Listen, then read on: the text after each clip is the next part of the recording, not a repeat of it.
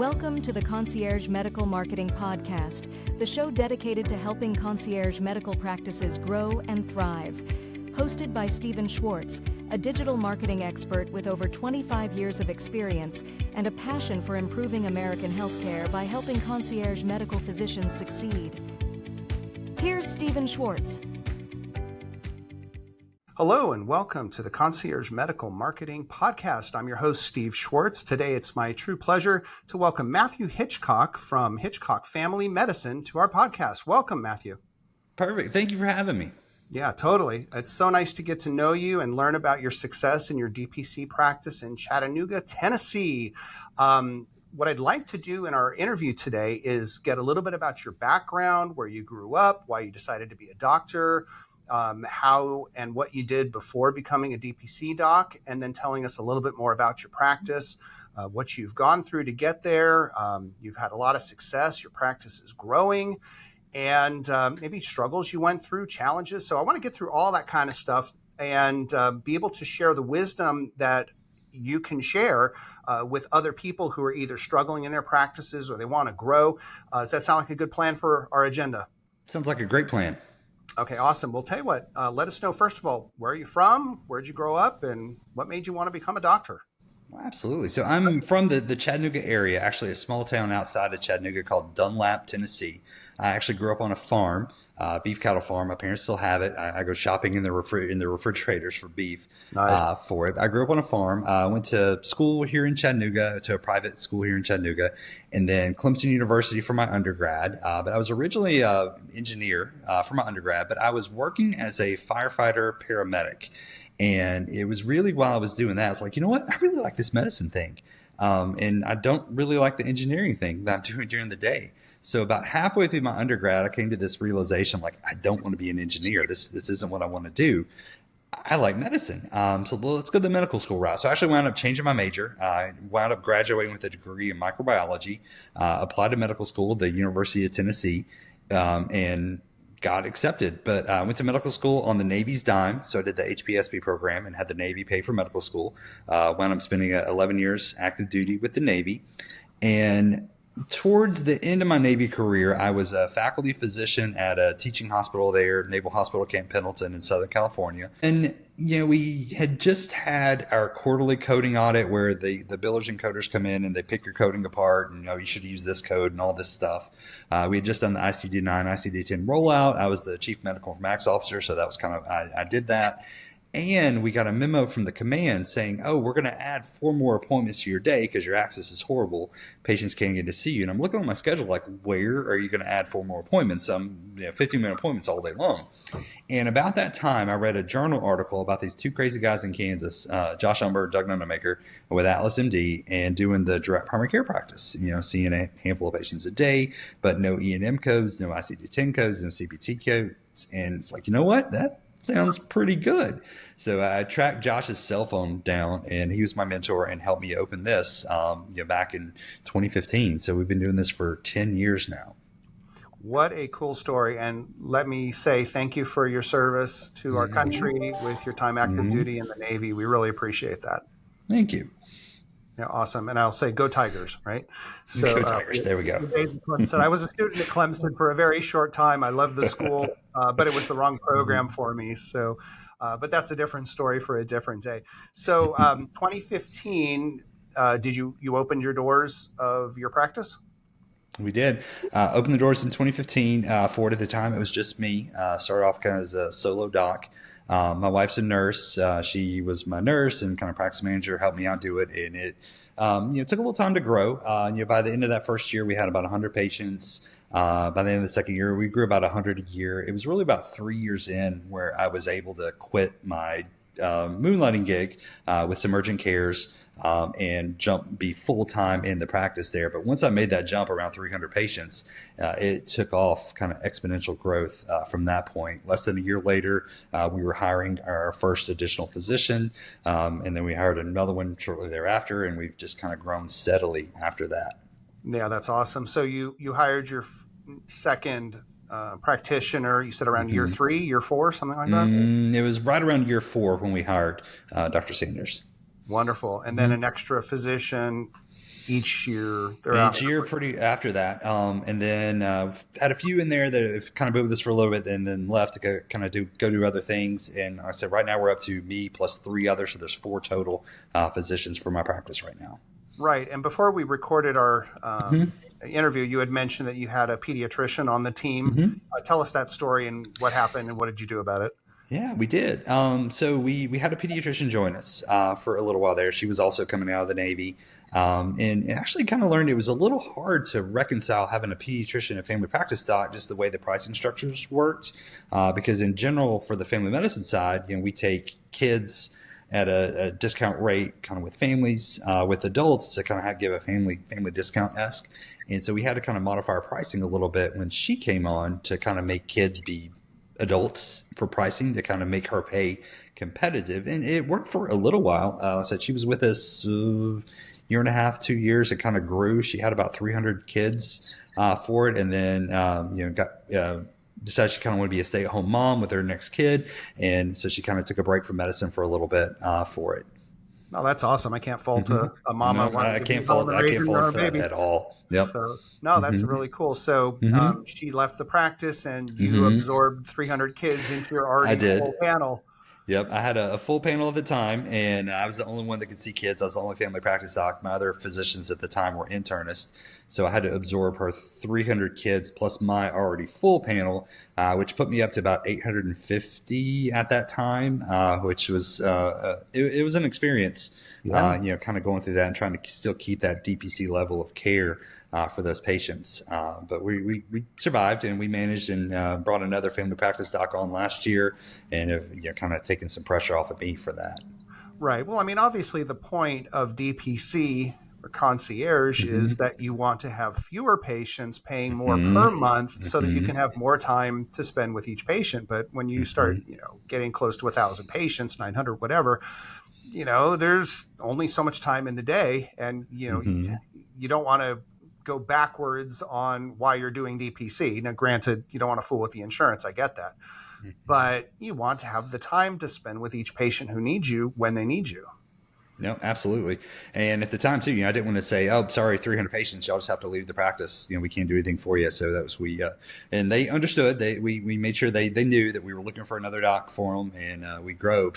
The funny thing is, after about a year of that, looking for a new doc, very few of them actually wanted to leave my panel. They're like, "Okay, we'll take it. We'll just stay with you." That's cool. In the steady, strong growth that you experienced, what do you attribute maybe your top 3 methods or reasons that you grew? What worked best for you? And let's go from there. Honestly, at the end of the day, I think word of mouth from current patients, hands down, has been our biggest driver of new patients. I mean, just today, I saw 2 or 3, new patient info inquiries, and almost all of them said, "I was referred to your practice by fill in the blank current patient." So I think across the board, word of mouth is definitely the most effective, new growth strategy for patients. And I think that's why you reach kind of a tipping point, critical mass of number of patients, and the practice just kind of grows exponentially from there, because you have enough patients referring other patients to you for it. And hands down, that's the most effective way. I think followed closely by probably social media has been our number 2 most effective. Right. And on social media, what techniques, methods, what are you doing exactly? Various ones. So a mixture of kind of paid sponsored posts on Instagram, and mostly Instagram and Facebook, and threads a little bit, because that kind of jumps in there a little bit now too. And then really though, it's the organic posts that I do that probably drive the most impressions. If I see a kid on a Saturday sewing up their head, doing a post about that, or a new thing that's happening here, doing an organic post on that, really tends to drive a lot of engagement and impressions, and ultimately people to the practice. Yeah, nice. Obviously, part of my business is Concierge Medical Marketing, where we focus specifically on helping concierge and DPC practices with their digital marketing needs to help them grow to whatever panel size they want, and to nurture the existing patients so that they renew each year. And we can talk a little bit more about that. In business school and books that I've read, they talk so much about the 80-20 rule, right? We've heard this so many times. And one of the topics of the 80-20 rule is related to pricing for your services. The idea is that if you charge $1 million a year for your DPC practice per person, no one's going to pay for it. And if you charge $1 per year, everybody's going to pay for it, right? So there's some magic number in between $1 million and $1 that makes the most sense. And this is where the 80-20 rule comes through, is that if you say we charge X dollars per month for this service, and if 8 people say, that sounds reasonable, and 2 of those 10 people, walk away saying it's too much, that's probably a good level. Would you agree?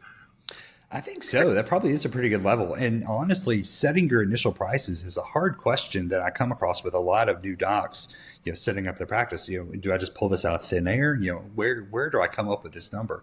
And it depends on them. If there's already established DPCs in your market area, you kind of want to somewhat follow suit. You may be able to go a little bit higher, a little bit lower, but you want to kind of be in that same ballpark with them.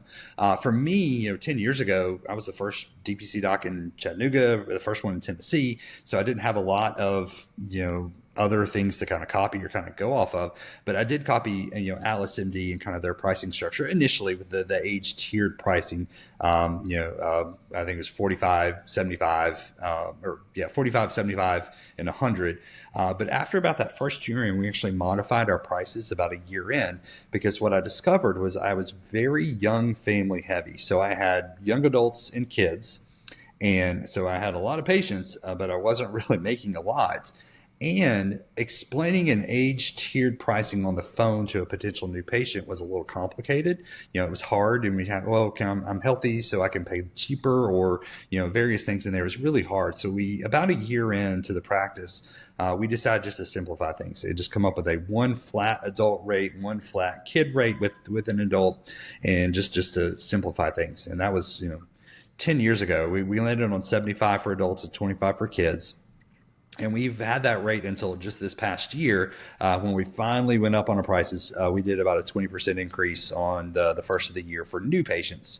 Kind of grandfather or new patients coming to the practice went up about 20% to 90-30 for them on new patients. Any plans on raising the rates on all of your legacy patients just to help? We will. They were grandfathered in for a year. We kind of gave them a year grandfathered in. And then so on January 1st of 2026, they'll all go up to kind of the new price structure at that point. And interestingly enough, a lot of DPC docs are worried that they're going to lose a lot. Out of, slightly over 2,000 patients, we had 3 families complain about it. So. And of those 3 complainers, did any of them actually leave? 2 did. One just said, okay, because I don't think she realized that it was going to be a year grandfathered in. But yeah, only, 2 of them quit. And we said, the price is going to stay the same for a year, but they still quit anyways.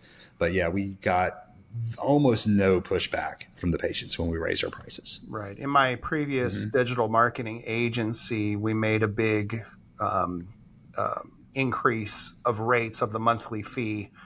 And it went up literally $10 a month. So we're not talking huge numbers. And of the hundreds of clients that I had, a couple mentioned it, 1 complained.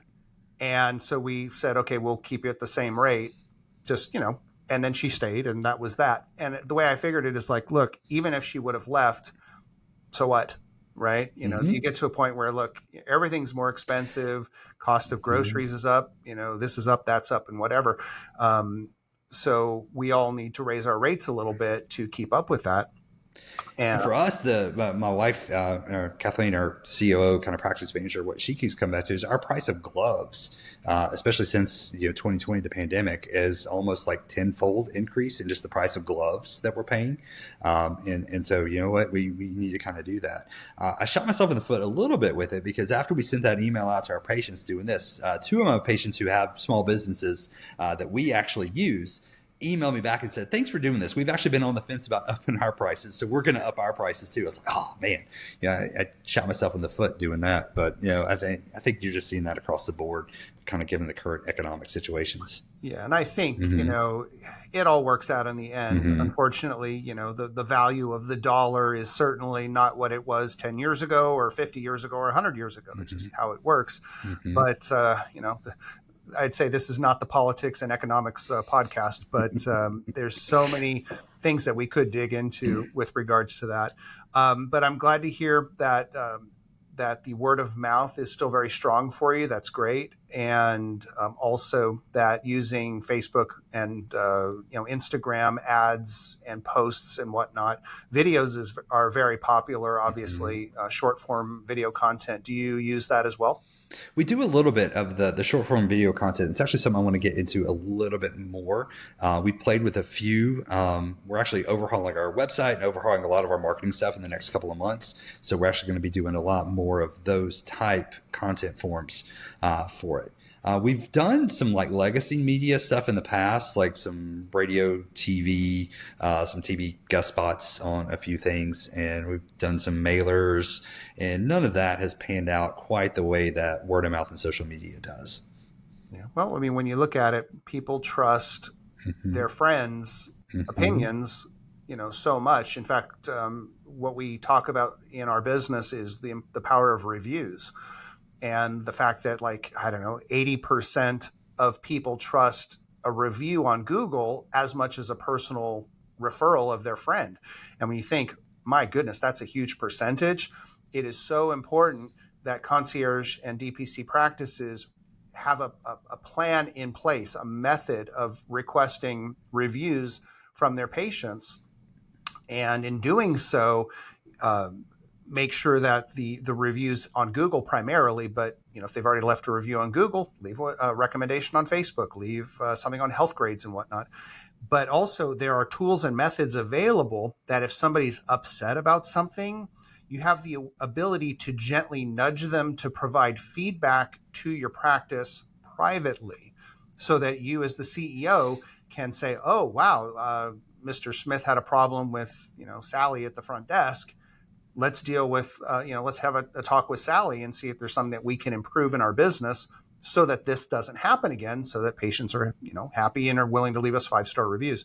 But just, having a review system in place is so powerful, and most businesses simply just don't do it. No, they don't do it. It's hard for physicians too. That's not something we were taught in medical school or even ingrained to say, "Hey, leave me a good review for it." That's just foreign to a lot of doctors, to the point that, with a lot of my talk doing this, it's easy to put QR codes, like posters with QR codes that patients can scan, and leave a review. We actually had a system in place for a little bit. I haven't used it in a little while, but they would scan the QR code, and if it was 4 stars or more, it would actually post it. If it was less than 4 stars, it would just round it over to me that we could address, and that actually worked really well for a while. Granted, I think we had one that was less than a 4-star, on there, and it was because I don't even remember, it was something silly to what she was upset about. But yeah, that's a nice system to have as well. Right. And you just got to be careful. There's something that Google calls review gating, and many people don't know about this. So just the idea is that you can't say, well, if you're going to leave me a nice review, that's good. But if you're not going to leave us a nice review, then I'm going to make it really hard for you to leave a review. So just be sure you're doing it as closely as possible to Google's rules and honestly, though, it's nice to have a couple little 1 stars in there on Google, because then it's very obviously that it's not just inflated for it. And I loved a couple of years ago, a patient left us a 1-star review. Say it was a patient who hadn't been a patient for a while and was saying she couldn't get in to see us, all this stuff. And then there were several comments from current patients saying, "What are you talking about?" Like current patients chiming in about, "No, that's not how it actually is. The problem was with you. It was a you problem, not a practice problem." Right. And then people who are considering contacting you see the negative review. What's with this? They read it and they realize, oh, yeah, that person who left the review is nuts. And the regular patients stood up for you and defended. And that's awesome. I mean, that kind of loyalty is just truly amazing. Love it. Well, let's talk about challenges. What kind of challenges have you experienced in your practice some, thing or two, and how did you overcome it? Oh, there's a lot here. One actually just kind of fresh in my mind. I saw a post in a DPC Docs Facebook group. She was about a year in and 150 odd patients and pulling her hair out with how busy she was and just saying, I can't do this, doing the math with my pricing, there's no way I'm going to get there. And I think that's something that a lot of DPC docs go through, somewhere in that 200 to 300 patient range. New patients are more work, especially as you're kind of growing and doing them. I hit this too around that ballpark. I'm like, there's no way I'm getting 10 texts and calls a day and so many emails, and this isn't sustainable. And when I tell people, take a deep breath and relax, and you can get through it, and having kind of some systems in place, help, having a nurse with some triage, some things that they can do and kind of take that off my plate, and that can help you kind of get through that. And then once those patients get tucked in and established, usually they kind of level out to the point like, oh, I haven't seen them in a year. Y'all need to come back and see me. And talking about, we talked about kind of churn and things earlier. Those are the patients I worry about, the ones I never hear from. Right. They're the ones that might say, oh, I don't need your service, and we're going to go. The ones I hear from all the time, I'm not super worried about them leaving. Exactly.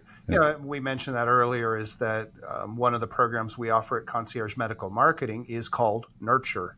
And that's specifically the service of reaching out to existing patients with an email, with a newsletter, with posts on social media, with ads that are displayed on, CNN and Fox News and the History Channel website, different places, so that they continue to see your name and see encouraging messages, perhaps see nice testimonials and 5-star reviews that have been said about your practice recently, because we want to keep the positive vibes for your practice in their mind, and obviously to encourage them to renew every year, right? We want them to stick around. So cool. So basically, I guess what I'm hearing is maybe be very careful with how many new patients you onboard every month. It can. At some point, especially when you're just starting, you definitely want to grow, and it can be hard to turn patients away, and I still fight that too. I'm like, I want to take them all, and then, like, kind of at that point we talked earlier when I was the only one seeing kids, and I kept taking kids because I didn't want to turn them away. And in hindsight now, I'm like, maybe I should have actually went on a waiting list or kind of done something for that. But that's a fear I think a lot of docs have. They don't want to turn those patients away, so I'm just going to take them, even though it may degrade my service or what I'm doing. But it's hard when you're just in that growth at all costs mode early in DPC. You're going to take patients you may not really want or may not be a good fit for your practice. And it's hard, especially if you get like a large business that wants to onboard a big chunk of patients at once. It's a little easier now that I've got, multiple physicians. I can kind of spread that out across. Like, for example, on the first of the year, we had 200 employee groups join the practice on the first, but I was able to kind of spread that out a little bit across all my physicians. So not one physician took a 200 patient hit on one January. I'm glad you brought up the employer groups, because this is an area that I think more DPC and concierge doctors need to learn about. And the idea that you can do your marketing to get, one guy, one lady, one family, one couple, or you can sign up a business with 200 all at once. How do you handle your billing per patient per month for your employer groups? Same rates, discounted rates? How do you do it? They get a discounted rate for them if they bring us at least 5 adults. And sign up for the ACH, draft. We want to give them the discount because it does minimize some of my administrative hurdles. So I want to make sure that's in place, that it's worth my time to kind of give them the discount. They get a 20% discount. For them, we give a 20% discount for businesses that come in as long as they meet those criteria, at least 5 adults, and sign up for the ACH. So my wife's not having to run down. Kathleen's not having to run down. Your payment failed this month. All those administrative things. Marketing to them is kind of interesting because I think there's definitely a dichotomy. You've got the small little family businesses, anywhere from 1 to teens, 20 employees, and a lot of them we get because the owner becomes a patient and just absolutely loves it, and like, hey, how can I offer this to my employees? And kind of marketing that internally at your current patients to say, oh, you have a business, you own a business. Hey, here's something we can provide, a service, and added value add we can add to your business. And then you got the bigger groups, like those 200 employee groups that I mentioned. Those more come to me through good relationships that I've built with some benefits brokers, or some commercial health brokers, and they'll be like, "Hey, you're fully self-insured. You really need to look at direct primary care, and that's going to really save you money at the end of the day." No, I love it. And 20% discount is pretty significant. I'm sure they're grateful for that. Not obviously. For your employer groups with your 5 adults or more, can those employees also bring their spouses and their kids at the discounted rates? As long as the company pays for it, as long as all the billing goes through the company, and that, again, streamlines our administrative process for it, then yeah, they could get the discount. Now on the back end, sometimes they may payroll deduct for spouses. It's completely up to the company what they want to do on the back end. But the company has to pay us 100% upfront, or not upfront, but 100% for the patients. Sure. And if they choose to, we're going to cover 50% for spouses and kids, or however they want to do it on the back end, then that's up to them, and we'll help them kind of set all that up on their HR end for it. Right. And the other nice thing about businesses too, you kind of mentioned, it's your marketing's a little bit more efficient bringing them in. But also, if you have individuals or individual families signing up for a DPC, they're more likely to utilize your service and come in and see you and take up time.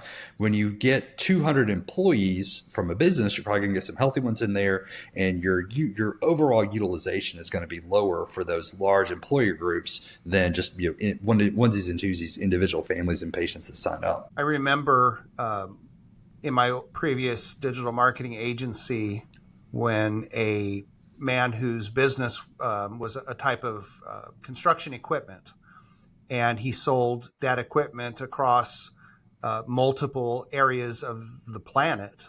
And normally back then we would do one website for a client. Well, he said, "Well, I've got 13 websites that I need you to build." We're like, holy moly, fantastic. And it was a big sale and a lot of work, but we knocked it out of the park for him. Similar to you, it's like, look, we've got 200 new patients, a whole lot more cash flow, got a whole heck of a lot of onboarding we need to do, but man, this is a crazy great way to grow this business. It is. And I remember the first large employer group. At first, when it was just me, I was a little hesitant and a little worried about doing that, especially when I started thinking about how big of a chunk of my panel this one employer could be. If you have a 2-3 employer group and you're a solo doc, and that one employer is half your panel, what happens if they quit next week? That worried me a lot. But as I had multiple physicians, and I can spread it out, where overall the total of the practice isn't huge, that's okay. We can handle that. And I think over the years kind of streamlined the onboarding process with them, and through unfortunately trial and error, figured out what really works to onboard these large employer groups kind of with as minimal hassles as possible for it. You mentioned earlier that you coach and assist other doctors who are considering starting a DPC practice, helping them succeed. Do you have some maybe overarching advice to somebody who's listening to this podcast and thinks, I really should do this, but can you give them, some words of wisdom? Honestly, take the leap. It's hard. It's not, I think, especially if you talk to a lot of DPC docs, or you look at the posts on the DPC docs Facebook group, they make it look like it's all rosy and great and everything like that. It's hard. It's hard to run your own business. It's hard, to do it, but it's worth it. At the end of the day, walking away from insurance is 100% worth it. It's not easy, but it is worth it. Make the leap, believe in yourself. You can do it, and go for it. Awesome. I love that encouragement. And sort of one final thought, where do you see the DPC/concierge as an industry going from here? And before you answer, I read a factoid several months ago that said in 2023, this was, DPC concierge was $6 billion industry in the United States, and it's forecast to go to $13.5 billion by 2030. So more than doubling. What are your thoughts on this as an industry, where it's going, and where do you see it going? Obviously, I'm biased because I do it, but I think it's going to grow, and I think it's going to grow probably exponentially with where it is. I mean, just watching over the decade when I was joining, there were only a handful of us in the whole country, and just watching the mappers just get covered in DPC practices, I think it's going to grow. And especially as, I mean, just look at the outrage with the United Healthcare, with all of that, and just watching the public reaction to it. I think patients are starting to realize that their insurance is a little bit of a racket, and that there are better ways to kind of get their health care, and pay for their health care for it. So I think overall it's going to grow. I think you're going to see more individual doctors doing it, which is ultimately what I want, because the trend prior to this was you saw physicians become employed, you saw fewer private practices.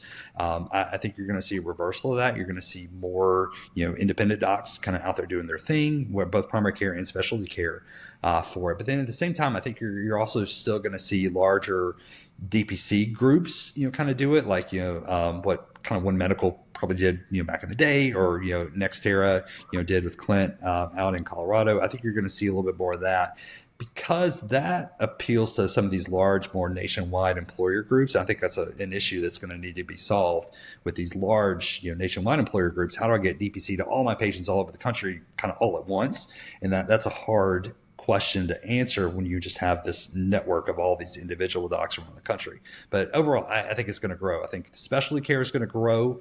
I think that's where you're going to see probably the most growth. Right. I would agree with that. And I think as we see this as an industry, there's going to be more cases where independent docs offices join and have one brand and one arrangement, essentially, so that, similar to independent hotels joining and becoming, Best Western or whatever that story was, or the, what is it, Ace Hardware, right? All the same kind of story, where the individual business owners join up, get the special rates, and have, the benefit of national marketing. So I see that happening too. And it's just a really exciting time to be in this space. It really is. As I've mentioned earlier, my area of my business of concierge medical marketing, we are here to help the doctors grow their practice to whatever level they want, and to help them overcome the challenges that they may face, so that literally they can focus on being a doctor rather than focusing on doing marketing or whatever themselves.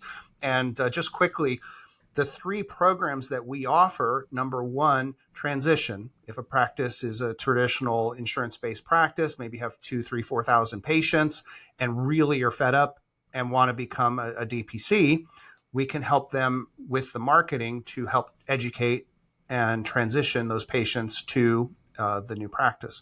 Number 2, growth. So often practices need help growing. They need help with the digital marketing, the exposure, the Google rankings. Is my website good enough? Is it converting? Paid ads, social media posts, help me get reviews, all that kind of stuff is all related to growth. So we have program related to that. And third and final is nurture. As I mentioned before, that's where a particular practice is full, maybe has a waiting list, and we're not taking anybody else, but we still want to love on our existing patients, nurturing them so they feel really good in addition to the clinical, but feeling really good about the practice, so that every month they renew, every year they renew. And it's obviously so much easier to keep an existing patient happy than it is to find a new one and bring them aboard. So those are the 3 things that we offer. One final note is I wrote a book called The Definitive Guide to Winning with Digital Marketing for Concierge Medical Practices. That book has tons of great information for the do-it-yourself doctor and or their team to do digital marketing to help them grow and achieve their goals. The book is available as a download from our website, conciergemd.marketing. Please go there, put in your email address, and click the magic button. Our system will send you the link. You can download it and read it. And please feel free to reach out to me personally if you have any questions. If you need us to take a look at anything with your marketing, your numbers, your goals, please don't hesitate to reach out. I have a link, cmmkg.com/schedule, to schedule a 15-minute call with me. No obligation, no cost, just happy to do it. With all that being said, Matthew, any final thoughts or questions that you'd like to share on the podcast with existing docs, with future DPC docs? Any final words of wisdom? Yeah, I think I said it earlier. Go for it. DPC. Honestly, I would do it over again every single time. It is the best decision I've ever made. Jump in with both feet and go for it. Awesome. Matthew Hitchcock from Hitchcock Family Medicine. Thank you so much for being our guest on Absolutely. the podcast. Thank you for having me. I'm so thrilled for you and your amazing growth and success in your practice. And, keep growing, man. We're really happy for you. This has been Steve Schwartz with the Concierge Medical Marketing Podcast. I am thrilled to have you aboard, and we'll see you on our next episode. Take care, everyone. Thank you. Bye-bye now. Thank you for tuning in to the Concierge Medical Marketing Podcast. Please subscribe and leave a review wherever you listen to podcasts, and stay connected with us on social media. To speak with Stephen Schwartz about growing your concierge medical practice, give him a call at 772-304-2420 or visit our website at conciergemd.marketing. We will see you next time.